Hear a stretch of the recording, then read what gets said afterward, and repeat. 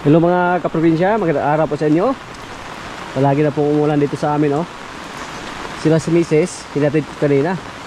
Tapos bumalik tayo dito agad kasi bumili po tayo ng semen para sa ating baboy na dumalaga. Naglandi po. So naiay na po natin kanina na dumating tayo dito. At yung mga kasama natin dito nangawil ng il. Nagbabaka sakali, baka makahuli. At ngayon po ang may pinakamalakas na baha dito sa amin. Wala nang dumaan yung El Nino. Ayun po ang medyo malakas-lakas na baha. Yung mga kasama natin andun, oh.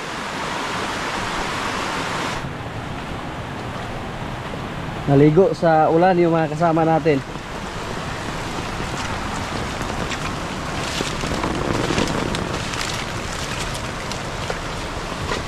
Yung ginawa namin ngayon, katawaan lang to mga kaprobinsya, lingaw-lingaw lang.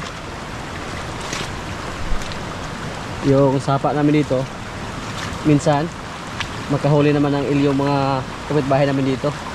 At isang beses lang tayo nakatikim ng il, yung nahuli natin na nilagay natin sa ating pan sa mga nakaraang araw po. At yung bais or il, kumain sila tuwing baha. So ngayon magbabaka sakali kami, baka may mahuli na il. Ito po yung ginawa palagi sa aming mga kapitbahay dito, mga will pag may baha. Pero hindi naman masyadong malakas yung baha mga kaprobinsya, oh.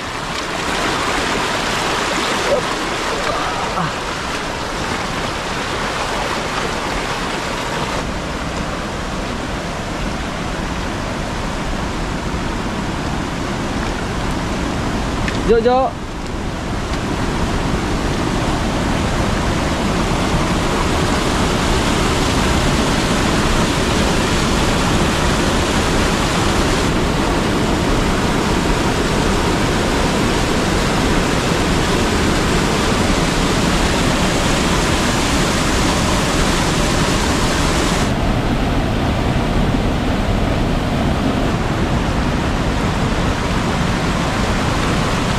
Napakatagal na po na hindi bumaha dito sa aming area mga kaprobinsya. Kaya na-miss ko yung ganitong klaseng sitwasyon na umulan tapos baha.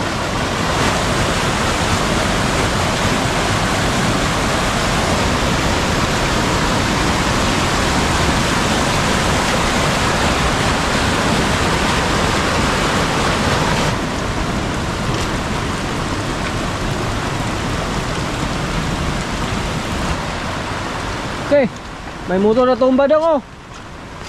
May tumawid sa sapa na nagsakay ng motor. Natumba tuloy. Tumba siya.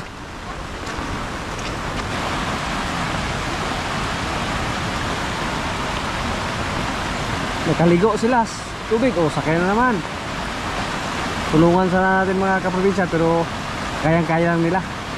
Nakabangon lang. Ayan, tuloy pa rin. Pag napapansin niyo po mga kaprobinsya, may mga simento dito. Dati po ginawa po itong dam, pero nasira lang. Napaka-aligre sana dito sa ating area pag hindi pa nasira yung dam dito. Kasi yung mga taga-baryo palagi pumunta dito para maligo. Pero napakadali lang nasira yung ginawa nila dito na dam. Yung falls natin doon mga kaprobinsya, oh, may tubig na. Yung nilagay namin na hose doon, mukhang nasira naman.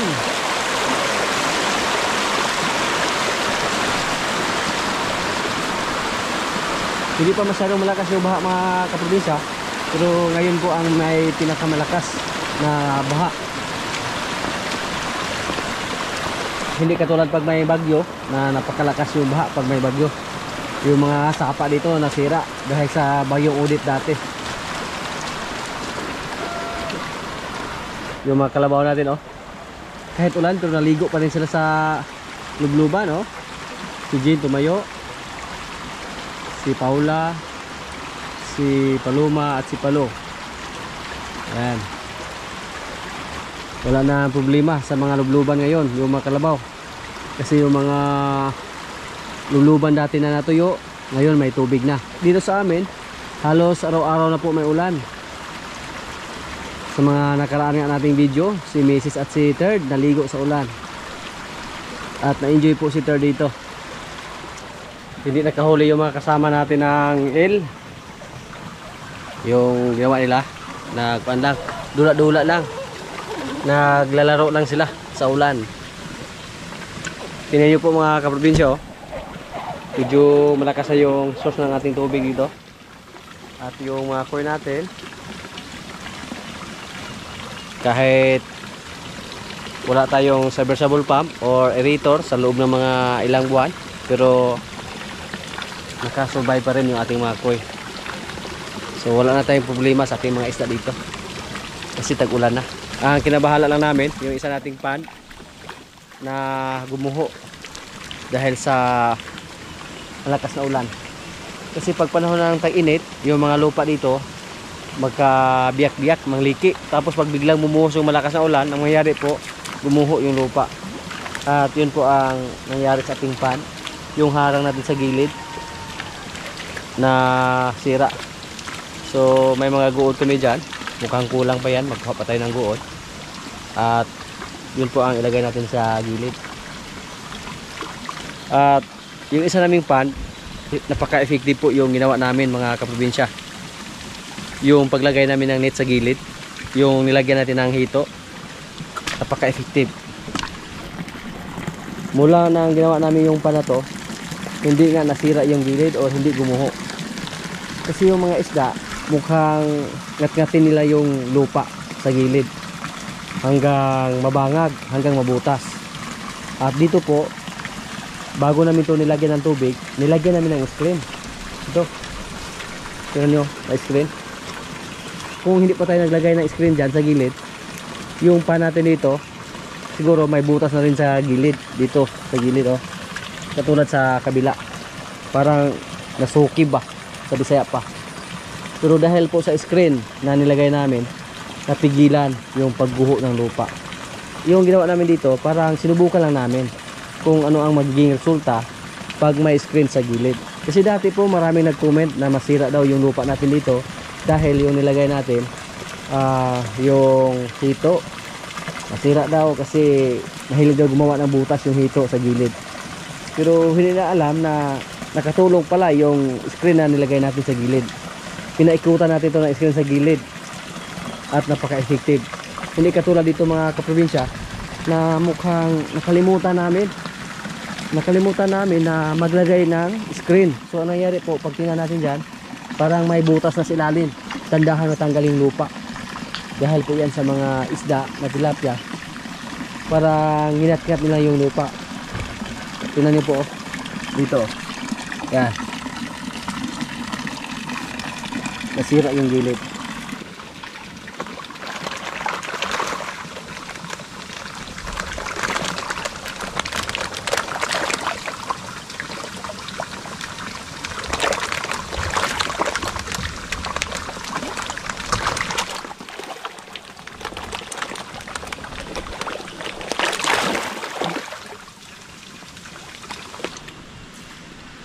Update po tayo kay Limer mga kaprobinsya. Sa mga hindi po nakapanood sa una nating mga video, si Limer, may napansin kami na hindi maganda.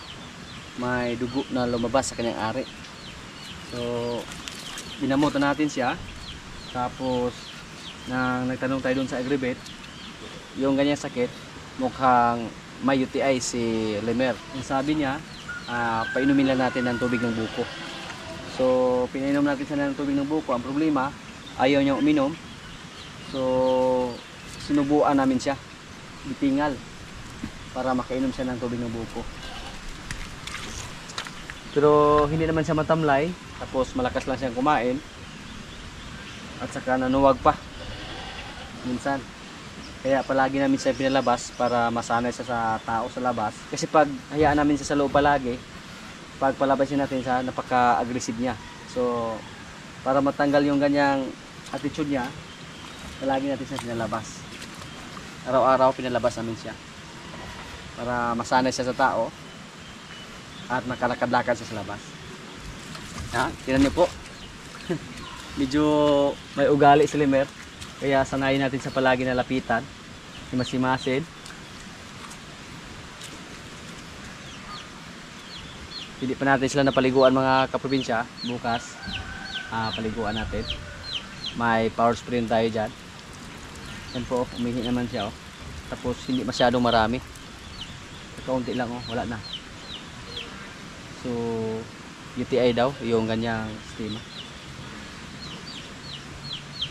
Nung pumunta ako dito kanina, pangalawang bisis na siyang umihi. So sana mawala lang yung sakit niya. Pero minsan hindi natin maiwasan mga kaprobinsya na kabahan tayo. Pero sana lang wala lang yung naramdaman niya. Ihi siya ng ihi. So mamaya, painumin naman siya ng tubig ng buko. May isang baka po tayo dito oh, na malapit na mga anak. Next month siguro. Yun po ang bilang namin. Napakadali lang mga kaprobinsya. Sana maganda yung resulta sa kanyang liwat, sa kanyang lahi. Yung nagkasa sa kanya si Pogi ang naman. So ito na po yung kapatid ni Tanggol. Siya si Bitang. Siya po yung nanay ni Lulong dati. So sana po maganda yung resulta. Yung baka bago manganak, lagpas sa 9 na buwan mula sa pagkasta. Yun po ang bilang namin. Sunod na mga linggo ipalabas natin siya kasi mahirap pag andito sa mga anak. Maliit lang yung kwarto nila, tapos wala namang harang sa likod, pwedeng maligid sa sapa. Ipalabas namin siya pag matapos na yung buwan ng Hunyo.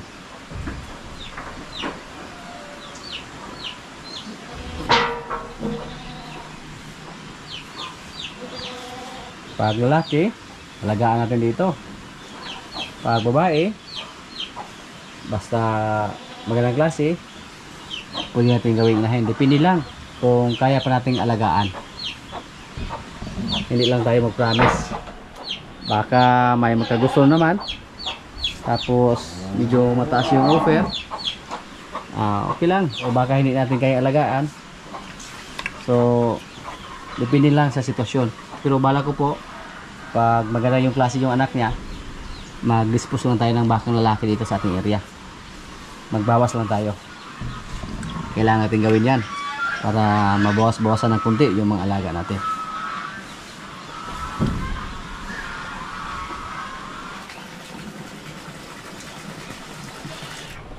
Yung mga kalapati natin oh, napakabilis lang dumami.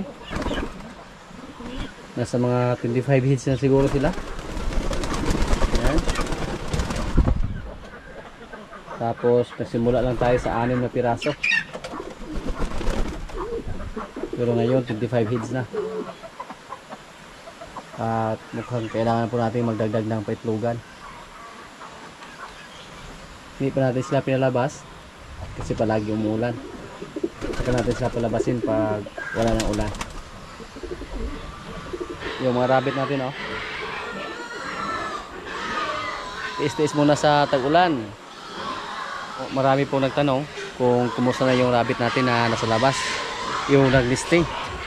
Mula na nakita natin siya nag-nesting, naghakot siya ng mga damo, hindi na po natin siya nakita. Kung sakaling nanganak siya, hindi namin alam kung ano ang resulta kasi palagi na umuulan. At matagal na po na hindi namin siya nakita mga kaprobinsya. Minsan andito lang siya sa paligid, andyan oh. Diyan po siya namalagi sa may kulungan ng baboy. Pero sabi po nila ni Dudong, nakita daw nila yung rabbit natin andun. May hukay doon sa may niyog na natumba. Puntahan siguro natin. Kasi pag makita natin yung anak niya, pwede natin i-rescue. Kung sakaling nagkaroon siya ng anak, babaka sakali lang tayo dito.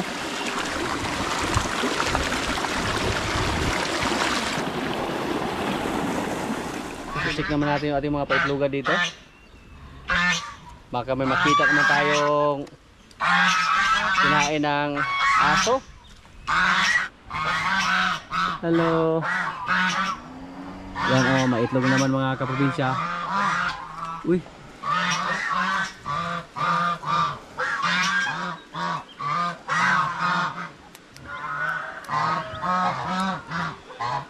Nabasag? Mukhang malapit na mapisa. Sisiw na. Agay. Nawala siya. Kasi na dito siya nag-itlog. Lumipat siya sa kabila. Nung ginanon ko. Agay. Yan po. Malapit na siya mapisa. Hindi ko alam kung narinig ba ninyo yung tunog ng sisiw. So yung mga itlog na to, ito yung natira sa mga kinain ng aso. Marami sana to, pero sa kadahilanan po na palagi kinain ng aso dito, at yung nag-alaga dito sa ating mga pabo, hindi po nasabi agad, kaya kakaunti lang yung natira. So nagsabi pa siya agad sa atin na ganun po yung nangyari, palagi kinain yung itlog sa mga pabo natin dito, mahanapan natin agad ng solusyon. Katulad dito na inangat namin yung paitlogan. So nang inangat na natin, wala na tayo nakita dito na kinain ng aso.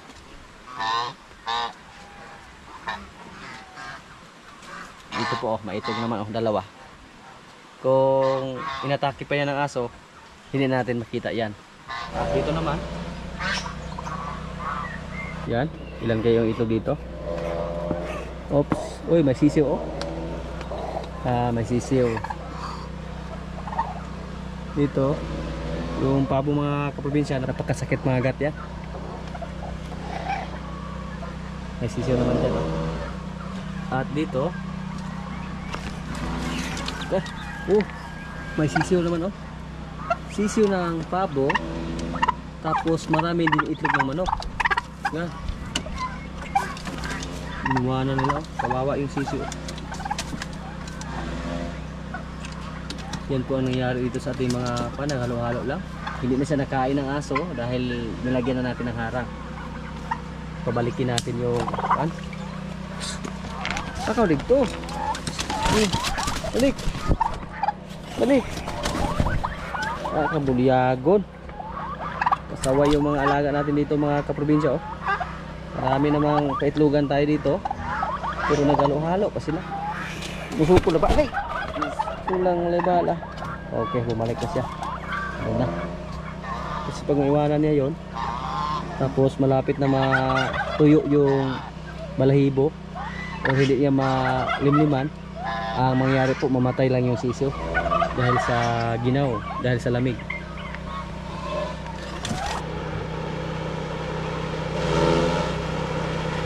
Sa dami-dami naming paitlogan na nilagay, dito pa sa ilalim ng itlog yung isang pabo na napakarami naman sana natin paitlogan dito. May mga paitlogan tayo dito, wala pang laman.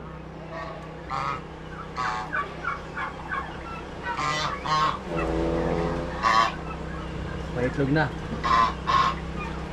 marami itlog oh. At yung box na yan, may itlog din ng manok. At meron pa nag-itlog dito na pabo. Yan oh. May naglimlim. Pero dahil siguro sa dami nila, parang nagkalituhan na sila. Kaya ginawasan natin yung ating mga pabo. Yung ganitong trabaho mga kaprobinsya, kahit may mga tao pa tayo na inasahan, pero kailangan talaga na mamonitor. Yan po ang aking experience dito. Kailangan ng guide kung ano ang gagawin nila.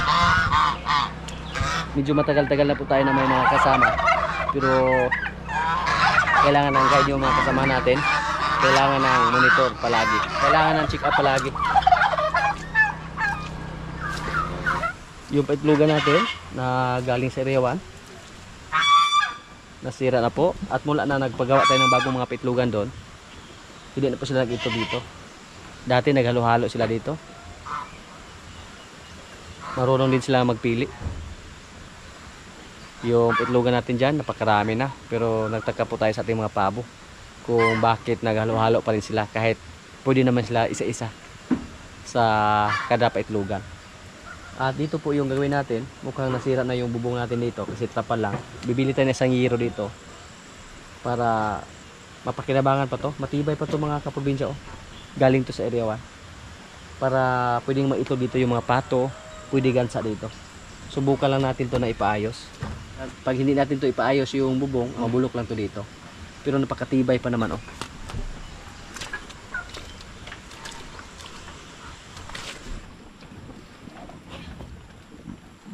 Yung mga kambing natin, oh. May malaki naman tayong pagkainan doon, pero gusto nila sa palanggana. Mga babae po yung andito. Pero ito, mukhang ano to, para katay ito.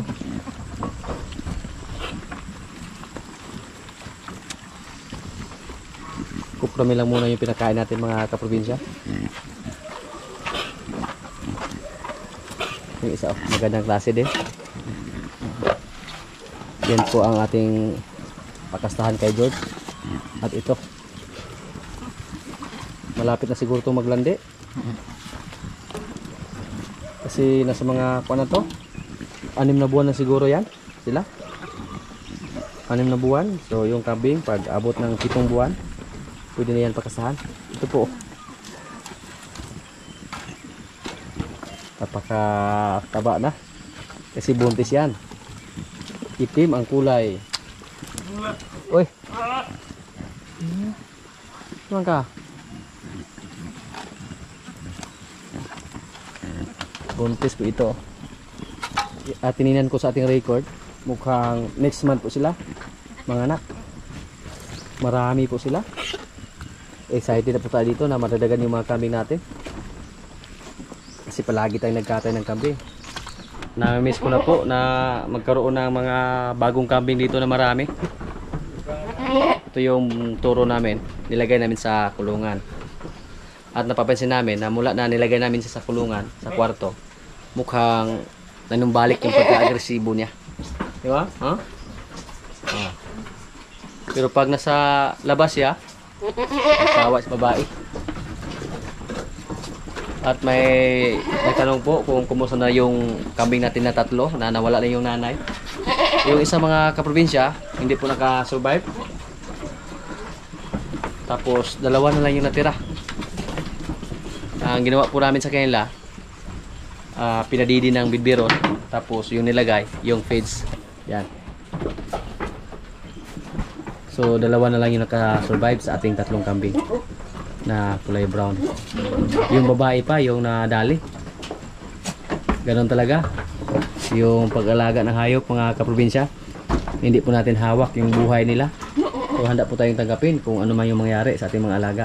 At dami-dami nating alaga dito. Marami na po tayong experience na ganon. Ito po, napakaganda yung katawan niya. Nasa labas lang siya. Malaki na. Napakabilis lumaki mga kaprobinsya basta kapon. Yan po ang ating naobserbahan. Basta kapon na kambing, napakabilis lumaki. Takot sila kay Dayan. Ito po, oh, buntos rin to.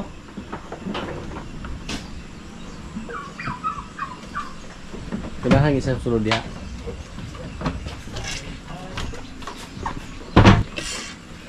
Ito mga kaprobinsya, buntis din. Yan po yung katawan niya, oh. Oh, katambok kayo. Dako kay kagdiyan. Gusto ka? Sila po yung kaunahan nating kambing dito. Ito at yung isa nating blackhead. At marami na po siyang kambing na ibinigay sa atin. Anak po niya si Dayan. At yung isa, siya po. Yan. Marami na din siyang kambing na ibinigay sa atin. Pang-apat na niya ngayong pagbuntis niya ngayon. 3 beses na siya nanganak.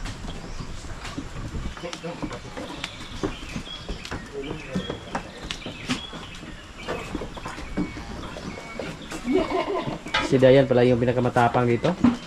Tingnan niyo po yung anak niya. Yung anak lang niya yung nabusog ng gusto. Kasi gwardyado niya yung pagkain, oh. Yan. Hinayaan lang niya yung kanyang mga anak na makakain. Pero pag may ibang lumapit sa kanya, magalit siya. Ito po, apo na yan to. Apo ni Dayan. Kaya hinayaan lang niya na makakain. Parang may utak din yung kambing mga kaprobinsya. Tingnan niyo po. Yan. Gorjado ni Dayan yung mga pagkain. Yan o. Kahit hindi na siya kumain kasi busog na siya. Yung mga relatives lang niya, yung pinapakain niya. Bubuo yan ni Dayan o. Si Dayan, 2 beses na po siya ng anak.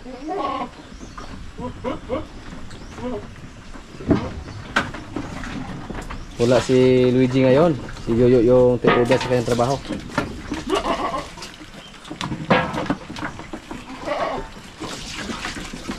Pag umalis si Dayan, lumapit agad yung ibang mga kambing. Oh. Oh, suga ka Dayan. Oy. Malitaha maka Dayan day. Kan ataw nimong kauban pod.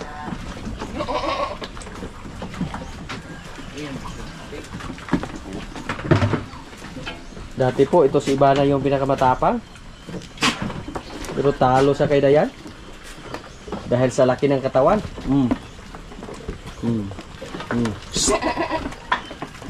Talian kita pag ganyan palagi yung ugali mo. Ibalik kita sa kulungan. Marami naman kami pakainan dito mga kaprobinsya. Pero pag maglagay kami doon, dito na gusto kumain. Sa palanggana. So dito po kami naglagay ng marami. Kakaunti lang yung nilagay namin doon sa pakainan na may gulong. Ito po yung gusto nila. Oh. Nag-agawan sila dito.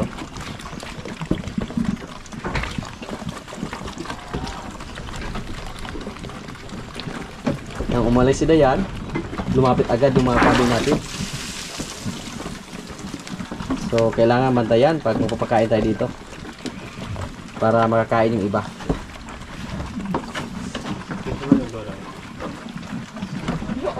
Kakaloy lang tinan yung mga alaga natin. Pag wala si Dayan, si Ibana agad yung magtapang-tapangan.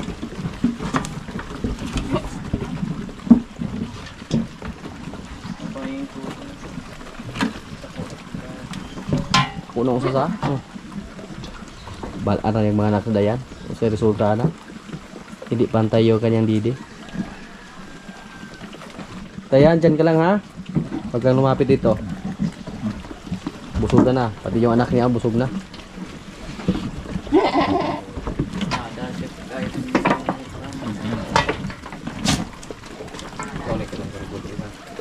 Dili? Kare?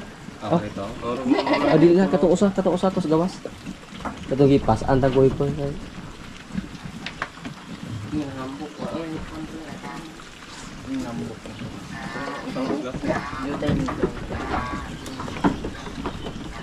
Yan, ubos agad nang umalis si Daya. Nagtaka po ko kanina kung bakit nasa malayo yung iba. Yung isa nakatago pa sa may kulungan. Kaya pala takot ni Dayan silang lahat. Pero pag makalabas yung nanay niya, takot naman siya sa kanyang nanay. Yung nanay niya yung andon, yung buntis din. Wala na Dayan, ubos na. Nagsialaysan sila agad Dayan yung kuan dito. Hari. Kung sa lalaki pa siya. Di asang grupo sa tao man o ganing kuan. Tao nga hewa pa na. Bagyo. Muto. May muto. Hindi kumain yung ating kuan ating buwer na lalaki. Busog siguro siya. Ito yung inugufira natin. Sawa ka na? Hindi niya kinain yung inugufira na ibinigay namin. Pero yung nasa labas, gusto pang kumain. Marami yung ibinigay namin sa ating lalaki na buwer mga kaprobinsya para hindi siya mamayat. Yan, kinain na niya. Natabunan pala yung iba na dahon. Yung inugufira, napakaganda yan ipakain sa mga kambing. Lalo na pag may anak. Paghatas to, sabi po sa ating mga napanood. Dati po binigyan po tayo ni Boss Russell dyan Esparcia ng inugufira na mga buto. pinunla namin. Hindi po nabuhay lahat. Boss Russell Jan Esparcia, shout out po sa imo. At kay Lola Star. Boss, shout out po sa inyo dyan. Boss Russell Jan Esparcia and family. Watching from Canada. At sa mga followers po natin dyan na nasa ibang bansa, shout out po sa inyong lahat. Ang sulok man ng mundo, shout out po. Yan po ang mga kabig natin mga kaprobinsya. Kahit nihit tayo sa pagkain or short tayo sa pagkain sa mga nakaraang buwan, pero pag napapansin nyo po, yung mga maliit na naman yung kain nila, mga sanga-sanga lang ng kahoy, okay na. Hindi katulad sa mga baka, na pag yung baka, yung makulang tayo sa pagkain, napakaraming napier ang kailangan natin. Kasi yung baka po, kailangan pakainin natin ng 20 kilos a day, pinakakunti. Hindi nga natin naabot yan sa ating mga baka ngayon. Kasi binudget lang muna natin yung mga pagkain nila. Oh, nag-wild na si Buwer. Nag-wild na oh.